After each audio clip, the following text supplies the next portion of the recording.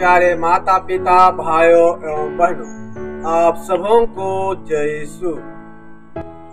Catholic कलीसिया की पूजन विधि के अनुसार आज एक ऐसा दिन है जब एक मिस्सा बलिदान के दौरान सुसमाचार के दो पाठ पढ़े जाते हैं। एक सुसमाचार में जुलूस के पूर्व पढ़ा जाता है जिसमें यीशु की यरूशलेम यात्रा का वर्णन है। बड़े उदार सम्मान के साथ यीशु को एक गद्दी के बछड़े पर बैठकर अपने कपड़े रास्ते में बिछा दिए। कुछ लोगों ने खेतों में हरी भरी डालियां काटकर फैला दी। फिर ईसा के आगे आगे जाते हुए और पीछे पीछे आते हुए लोग यह नारा लगा रहे थे, होसन्ना, धन्य है वह जो प्रभु के नाम पर आते हैं। धन्य है हमारे पिता दाऊद का आने वाला राज्य। सर्वोच्च स्वर्ग में होसन्ना। यीशु विजयता के सम्मान यरूशलेम में प्रवेश करते हैं। मिस्सा बलिदान के दौरान अन्य पाठों के साथ साथ सुसमाचार में एक और पाठ घोषित किया जाता है जिसमें यीशु के दुख भोग का वर्णन है। जो लोग पहले होसन्ना बोल रहे थे वे ही लोग उसे क्रूस दीजिए, उसे क्रूस दीजिए बोलने लगे। इस प्रकार आज की पूजन विधि में एक तरफ खुशी का माहौल है तो दूसरी तरफ दुख का। ऐसा क्यों?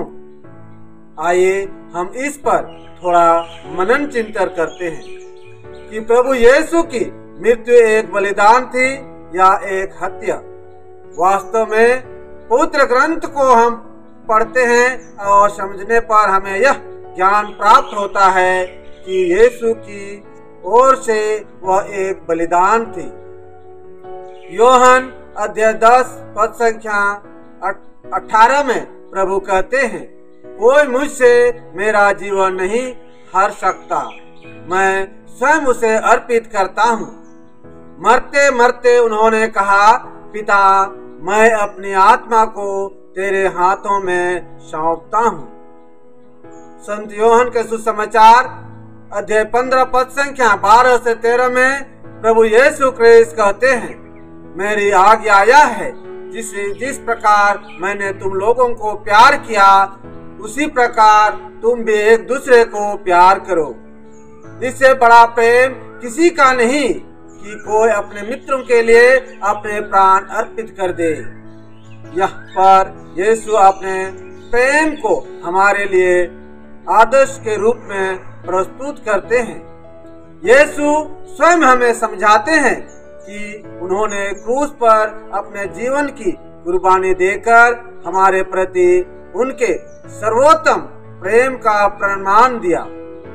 उन्होंने बकरों तथा बछड़ों का नहीं बल्कि अपना रक्त लेकर सदा के लिए एक ही बार परम पावन स्थान में प्रवेश किया और इस तरह हमारे लिए सदा सर्वदा रहने वाला उद्धार प्राप्त किया।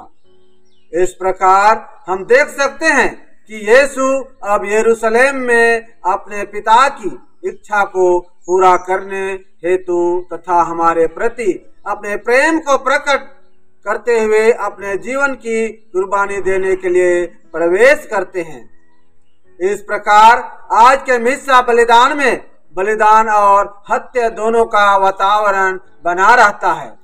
यीशु क्रूस को टाल सकते थे परंतु पवित्र वचन हमें समझाता है कि वह वास्तव में ईश्वर थे और उनको पूरा अधिकार था कि वह ईश्वर की बराबरी करें। फिर भी उन्होंने दास का रूप धारण कर तथा मनुष्य के समान बनकर अपने को दीनहीन बना लिया और उन्होंने मनुष्य का रूप धारण करने के बाद मरण तक, क्रूस पर मरण तक आज्ञाकारी बनकर अपने को और भी दीनहीन बना लिया। प्यारे माता पिता भाइयों एवं बहनों, आज हमारे लिए उपयुक्त समय है। हमारे पापों के लिए यीशु से क्षमा याचना करने के लिए प्रभु ने हमें एक और अवसर प्रदान किया है। कि हमारे जीवन में हम सुधार लाएं।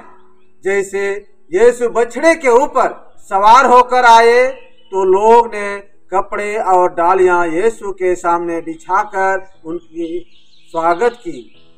ठीक उसी तरह हम भी यीशु के सामने अपने पापों एवं प्रार्थनाओं को बिछाकर यीशु को हमारे दिल में स्वागत करें। आमीन।